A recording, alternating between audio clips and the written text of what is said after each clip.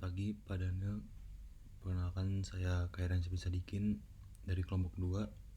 Itu saya hari ini ingin mempresentasikan UAS tentang keberhasilan IKEA dalam berinovasi.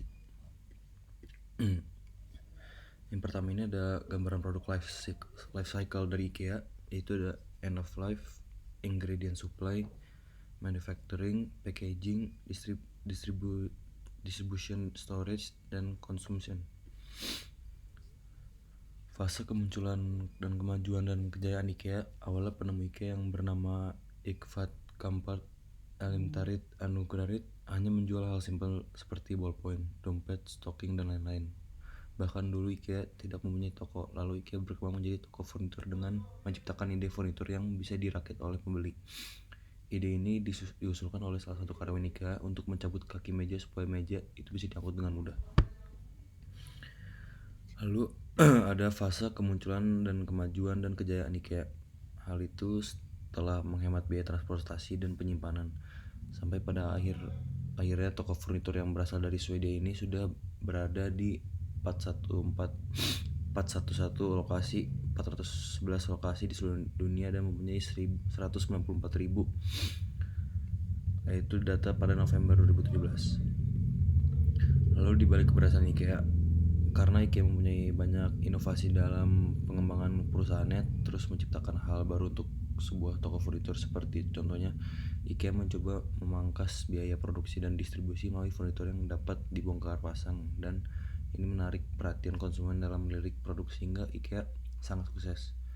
Tidak hanya itu, namun IKEA juga menerapkan impulse buying dan green effect dalam menyusun display tokonya. Lalu ada 5 discovery skills. Ingvar Kamprad, pendiri IKEA, mencoba memangkas biaya produksi dan distribusi melalui furnitur yang dapat dibongkar pasang. Cara ini menarik perhatian konsumen dalam melirik produk IKEA dan membuat produk furnitur tidak memakan banyak tempat sehingga menghemat tempat penyimpanan, hemat biaya produksi, dan hemat biaya pengiriman. IKEA juga menerapkan impulsive buying, yang artinya jika kamu belanja di IKEA saat kamu ingin membeli sofa, kamu justru membeli barang yang tidak kamu terlalu butuhkan seperti taplak meja atau hiasan ruang tamu. IKEA juga menerapkan ground effect, yaitu dengan menyusun display barang menyerupai labirin. Jadi kalian akan dipaksa untuk melihat banyak hal yang ada di display tersebut, sehingga konsumen merasa bingung dengan jalanan yang diambil lalu melupakan niat awal mereka mengunjungi IKEA.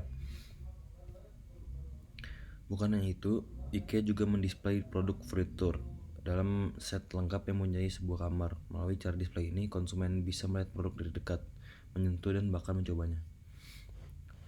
Selain itu, jika konsumen menghabiskan banyak waktu, konsumen pasti akan merasa lapar. Sebagai terobosan baru, IKEA juga menambahkan restoran pada beberapa cabangnya untuk memberikan one-stop service bagi konsumen.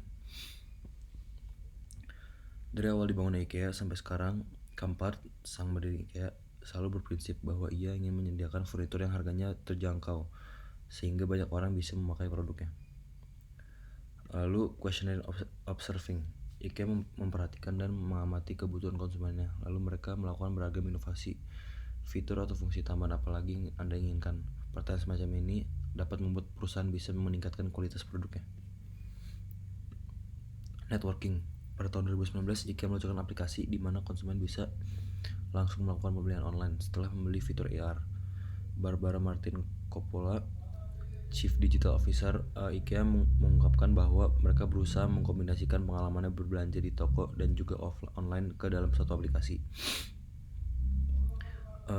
Associating. IKEA mengembangkan ide salah satu karyawannya yang pada saat itu karyawannya menawarkan bagaimana jika kaki kursi itu bisa dilepas pasang, jadi bisa menghemat tempat dan biaya kirim ke konsumen. Apa yang harus IKEA lakukan di masa mendatang? Untuk kedepannya, IKEA bisa menawarkan diskon atau promo untuk produk-produk yang kurang diminati. Bisa juga IKEA untuk menyediakan lapak untuk keluhan para konsumen.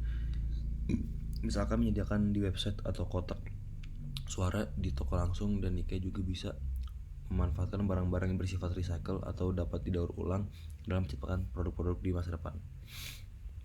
Sekian presentasi dari saya, Kairan Sadikin. Terima kasih pada yang sudah mendengarkan.